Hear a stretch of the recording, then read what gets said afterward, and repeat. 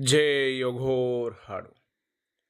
मेरे जितने भी साधक साधिकाएं भाई बहन है, सभी को मेरा प्रणाम स्वीकारो। मैं तांत्रिक शाहीदास आज आप सबके सम्मुख एक खास महत्वपूर्ण बातें लेके आया हूं।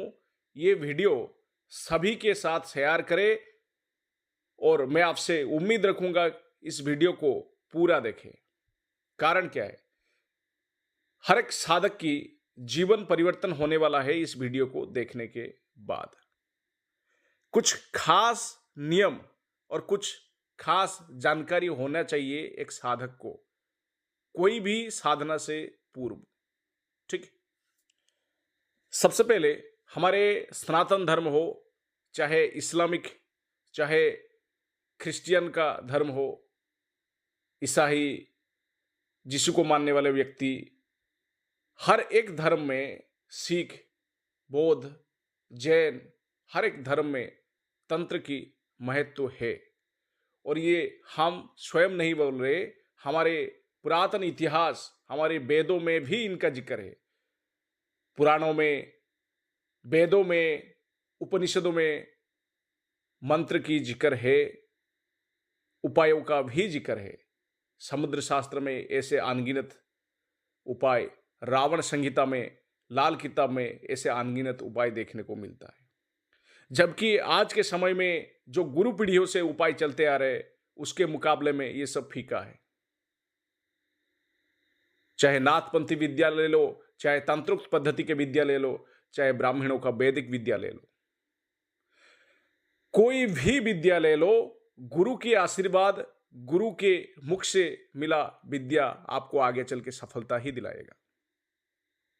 बाकी किताब से उठाया गया विद्या, यूट्यूब या कोई वेबसाइट से उठाया गया विद्या, वो आज के समय में रद्दी के भाव में भी किताब बिके तो भी मत खरीदना, क्योंकि वो किसी काम के नहीं है। साफ साफ बातें आप सबको सूचना मैं दे रहा हूं।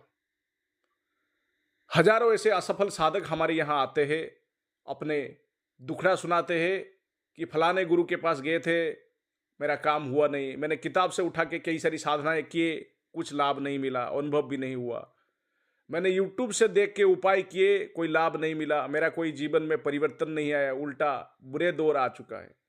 ऐसा होता है कारण बिना गुरु के अनुष्ठान, साधना, उपाय कुछ भी कर लो, कोई लाभ नहीं मिलेगा।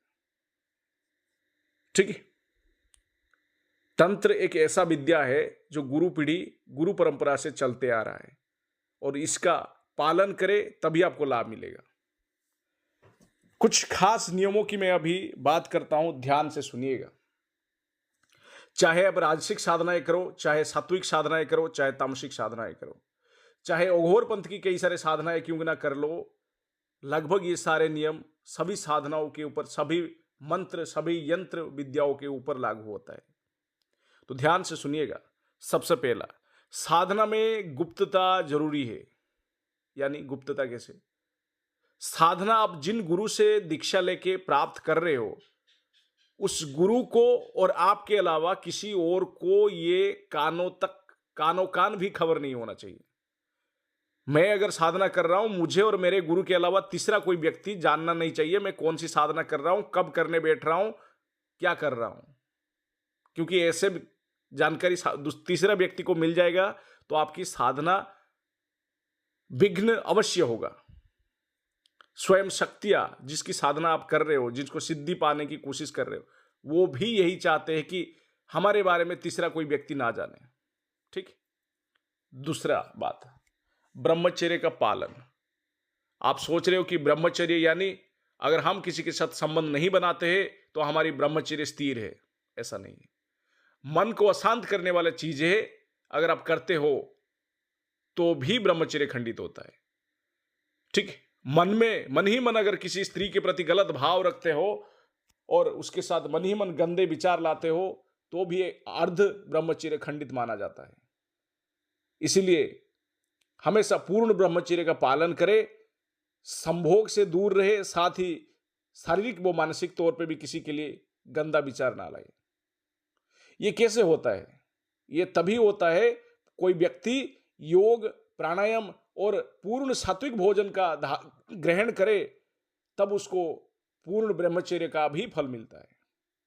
क्योंकि सिर्फ ब्रह्मचर्य साधना में नहीं लाभ देता है। कोई व्यक्ति ब्रह्मचारी रहता है तो उसको बीमारियों से दूर, अलग अलग चीजों को जल्द ही एहसास होने लगता है। साधना और सिद्धियों में मंत्र के एहसास में जल्दी मिलता है उनको। ब्रह्मचारी लोगों को साधना में जल्दी अनुभव होता है, जल्दी शक्तियों का दर्शन होता है। तीसरा, सात्विक भोजन। सात्विक भोजन क्या है? जो हमारे मन को पवित्र रखे, जो हमारे तन को स्थिर रखे, वो होता है सात्विक भोजन। दाल चावल खाइए, सब्जी का भजिया बना के खाइए। कुछ चीजें ऐसे होता है जो खाने से हमारी शरीर में गर्माहट पैदा होता है, उनसे दूरी बनाए रखें। जैसे लहसुन, प्याज, मांस, मछली, अंडा, शराब, तंबाकू, गुटखा, बीड़ी, सिगरेट, ये तमाम चीजों से दूरियां बनाए रखें। कई बार दूध दही का भी मैं देखा हूं, दूध पीने से भी शरीर में कुछ समय के लिए गर्माहट आता है, तो इन सब चीजों से भी परहेज रखें। सिर्फ ये साधना के दिनों में अगर आप ध्यान पूर्वक पालन कर लिए तो आपको सिद्धियां हासिल करने से कोई रोक नहीं सकता है। चौथा, साफ वस्त्र और मन भी साफ। इसका मतलब क्या है?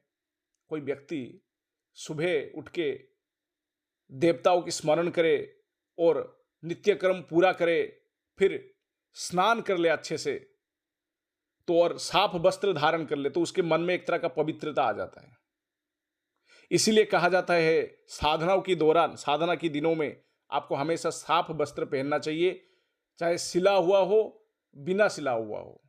मान लो कई सारे साधनाओं में ऐसे नियमों भी है बिना सिलाए हुए वस्त्र धारण करना है, तो उस साधना में उस हिसाब से नियमों का पालन करें। अब कुछ साधनाओं में ऐसा कोई जिक्र नहीं रहता है कि बिना सिला हुआ वस्त्र, तो आप उसमें सिला हुआ वस्त्र धारण कर सकते हैं। बिना सिला हुए वस्त्र में धोती ज्यादा देर आता है।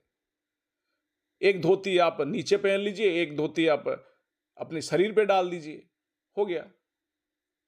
साधना से उठने के बाद आप साधारण कपड़ा पहन सकते हो, लेकिन मैला नहीं, साफ कपड़ा पहनना है, ठीक है। पांचवी बात, कुछ समय ध्यान करें और कुछ समय प्राणायाम करें। यानी साधना से पूर्व, यानी मंत्र जाप से पूर्व कुछ समय ध्यान करें। जिस भी देवी देवता या जिस भी शक्ति की आप मतलब उसकी साधना करने वाले हो, उनका आप ध्यान करें। यानी कोई व्यक्ति माता कालिका की साधना कर रहा है तो ध्यान में बैठे शांत होके मन ही मन माता कालिका की प्रार्थना करे। रीढ़ की हड्डी को सीधा करते हुए मन ही मन माता कालिका का पूजा करे। उनकी बातों की, उनकी तस्वीरों की, उनकी चित्र को मन ही मन बार बार लाए, इसी को ही ध्यान कहते हैं। और प्राणायाम, इससे क्या होता है? मन साफ होता है प्राणायाम करने से, ठीक है। 2 मिनट 5 मिनट जितने आपसे सक्षम हो उतना समय करिए। धीरे धीरे इसको बढ़ाते रहिए, प्राणायाम को भी और ध्यान को भी, साधना से पूर्व और साधना के बाद, यानी मंत्र जाप के पूर्व, मंत्र जाप के बाद।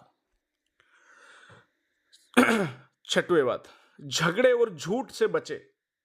यानी साधना, मान लो आपकी 3 दिन की साधना है, तो तीन दिनों में आपको किसी के साथ झगड़ा नहीं करना है, ना ही आपके किसी के साथ झूठ फरेब करना है। क्योंकि किसी के साथ झगड़ा करोगी ना तो आपके दिन भर मन ही मन यही बात सोचते रहोगी कि मैं इसके साथ क्यों झगड़ा हुआ, मैं उसका गलती था, इसका गलती था। यही सब बातों को सोचने से आपके मन में विचार भी आता है। फिर जब साधना में बैठोगी तो आपके मन में इन्हीं सब चीजों के बारे में विचार आएगा, फिर आपकी साधना अच्छे से नहीं जाएगा। मंत्र जाप तो चल रहा होगा लेकिन मन में यही सब चीजें सोचते रहोगी कि मैंने आज सुबह ये काम किया था, वो काम किया था। इसीलिए साधना के दिनों में जितना हो सके उतना शांत रहिए, अकेले में वास करिए, ठीक है। 7वां, जैसे कि मैंने अभी कहा, कम बात करें, कम लोगों से मिले। क्योंकि कम बात करेंगे तो आपसे ज्यादा गलती नहीं होगा, ज्यादा झूठ वगैरह किसी को बोलने की आवश्यकता नहीं है। कम लोगों से मिलोगी तो कम बातचीत होगा, शांत रहोगे, एकांत रहिए कुछ दिनों के लिए, जितना दिन आप साधना करें, ठीक है। 8वें, नीचे सोए। नीचे सोए मतलब इसका महत्व क्या है मैं बता देता हूं, क्यों ऐसे कहा जाता है। देखिए, पहले के समय में, अब भी समय में जब हम साधना करने नीचे बैठते हैं तो हम सामने एक बाजोट रखते हैं, थोड़ा सा ऊंचा लकड़ी का एक बाजोट बनाते हैं, उसके ऊपर हम अपने ईष्ट को, मतलब जिसकी भी साधना करते हैं उनको स्थापना करते हैं हम। तो क्या होता है, वो मान लो हम जमीन से 1-1.5 फीट ऊपर है, तो हम उनके हाइट के ऊपर जाके हम बिस्तर पे, मतलब पलंग आदि पे नहीं सोना चाहिए, ठीक है। इससे उनकी मतलब सम्मान में हानि होता है, उनकी आदर नहीं करना होता है, निरादर होता है ये। इसीलिए जहां जिस कमरे में आप पूजा कर रहे हो, अगर आपको नींद आ रहा है तो उसी कमरे में एक कोई चटिया वगैरह या कोई चीजें, कंबल वगैरह डाल दीजिए और नीचे सो जाइए, तकिया लगा के नीचे सो सकते हो। बाजोट के ऊपर आपको कुर्सी पे बैठना नहीं है, ना ही पलंग पे जाके सोना है। इस बात का जरूर ध्यान रखिएगा। इससे क्या होता है ना, इष्ट नाराज होते हैं कि देखो मुझे तो बाजोट पे बिठा दिया, लेकिन ये मुझसे ऊंची हाइट पे जाके खुद, मतलब हाइट पे जाके खुद बैठ गया है या खुद ले जाके लेट गया है, ठीक है। उससे अनादर होता है उनका। 9वें विधि, विधि का पूरा पालन करें। विधि का पूरा पालन यानी हमेशा जो हर एक साधना में अलग अलग तरह का नियम होता है, उस नियमों का पूर्ण पालन करना ही होता है। कैसे? जैसे आप कौन से आसन, मतलब मान लो बगलामुखी साधना में आसन का रंग भी पीला होता है, जो आप कपड़े पहन के बैठोगी वो बिना सिले हुए पीला रंग का वस्त्र होना चाहिए।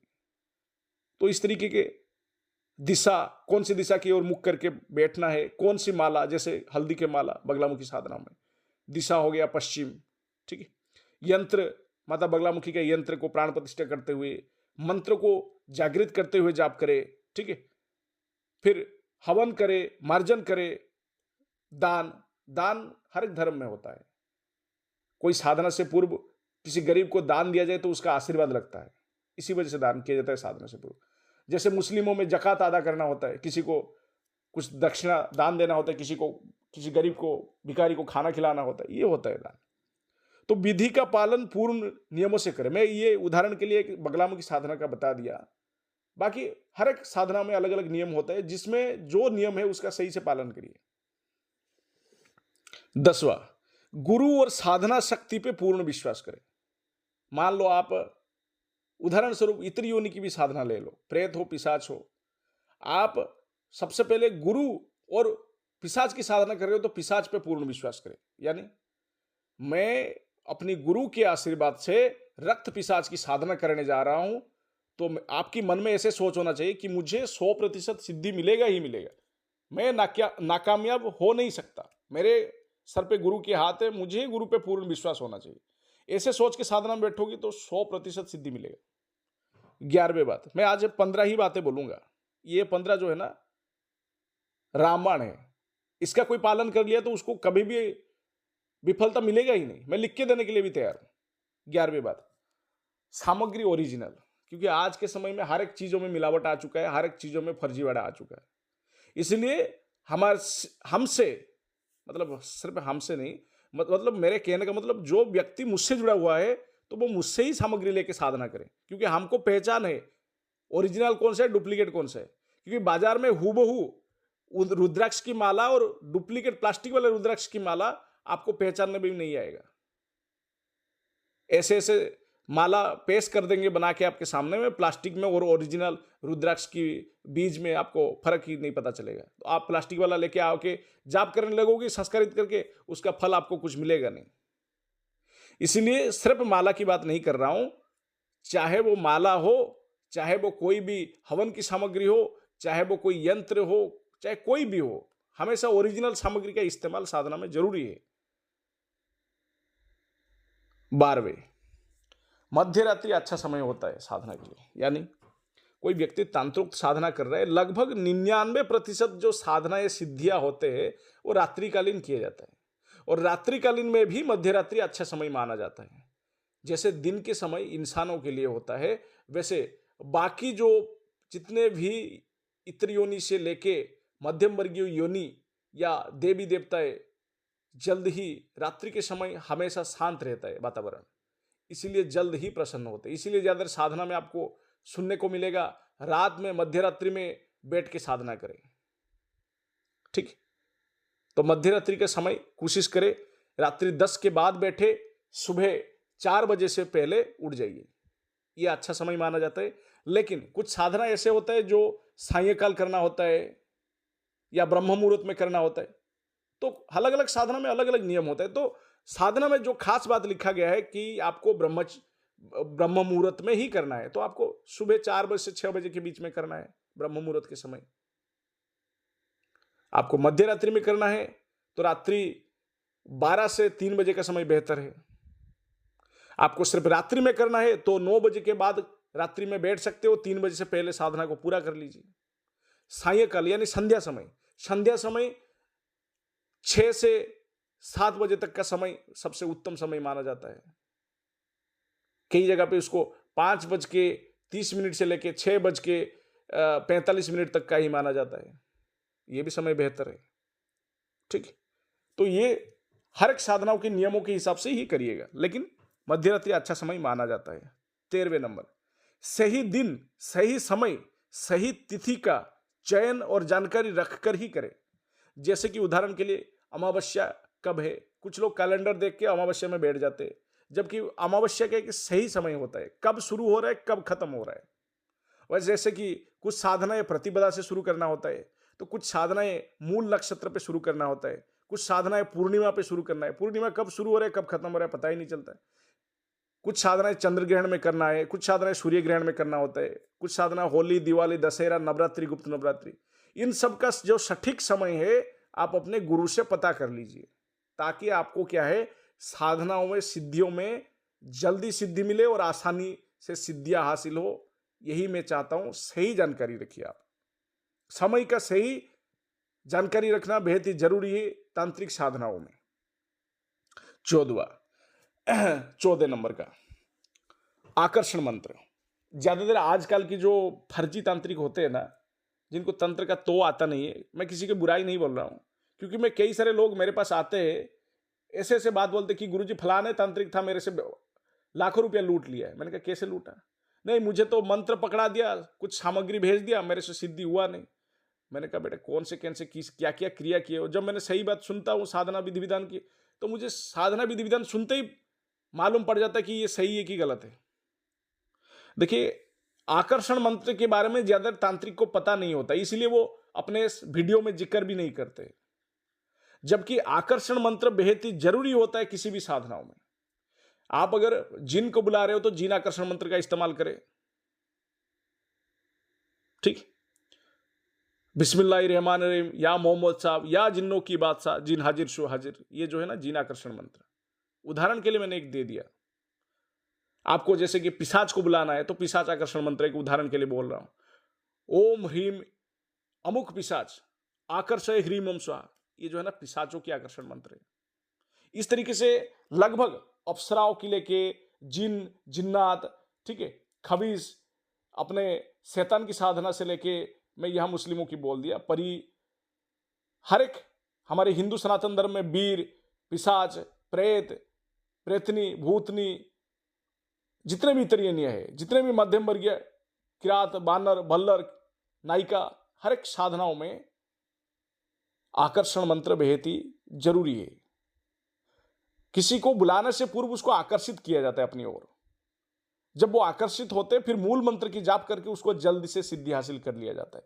इसके ज्ञान हर किसी के पास नहीं होता है, क्योंकि ये जो सही गुरु से दीक्षा शिक्षा लेके किसी ने हासिल किए है तो उनको पता होता है आकर्षण मंत्र कितना जरूरी होता है। ठीक। 15वीं चीज, कभी भी आप अपने गुरु और इष्टदेव और कुलदेवी और ग्रामदेव और साथ में पितृदेव आते हैं, इनको कभी भी भूलिएगा मत। हर एक साधना में इनकी आशीर्वाद के बिना साधना अधूरा है, आपको सफलता मिलेगा ही नहीं। इसीलिए कोई भी साधना से पूर्व आप गुरु से आशीर्वाद लीजिए, कुलदेवी, इष्ट देवता, पितृदेव, ग्राम देवता, इनकी चढ़ावा दीजिए और इनसे एक एक बार मंत्र उच्चारण करके इनसे आशीर्वाद ले लीजिए। जैसे कोई व्यक्ति हमसे दीक्षा लेता है तो ये जो सारे प्रक्रिया हम स्वयं कर लेते। हम अपने शिष्यों को क्या बोलते हैं, बेटा सब कुछ हम करके दे रहे, आपको बस माला पकड़ना है, सामने ओरिजिनल सामग्री हमारी तरफ से भी भेजा जाता है, सामग्री रखना है और साधना में बैठ जाना है। सफलता दिलाने के कार्य हमारा है। बस पूर्ण विश्वास के साथ हम जैसे जैसे कह रहे हूबहू वैसे करो। आपकी दिमाग है तो वो भूल जाओ कि आपके कोई दिमाग है बोल के। हम जैसे जैसे बोलेंगे हूबहू वैसे वैसे करो, आपको सिद्धि दिलाने के कर्तव्य हमारे। कोई व्यक्ति हमारी हर वो बात मान लेता है तो सिद्धि उसी दिन उसको, उसी पल उसको मिल जाता है। बस प्रक्रिया करने की देरी है। मेरी इस बातों को ध्यान रख के आगे बढ़िएगा। सभी को जय गुरु।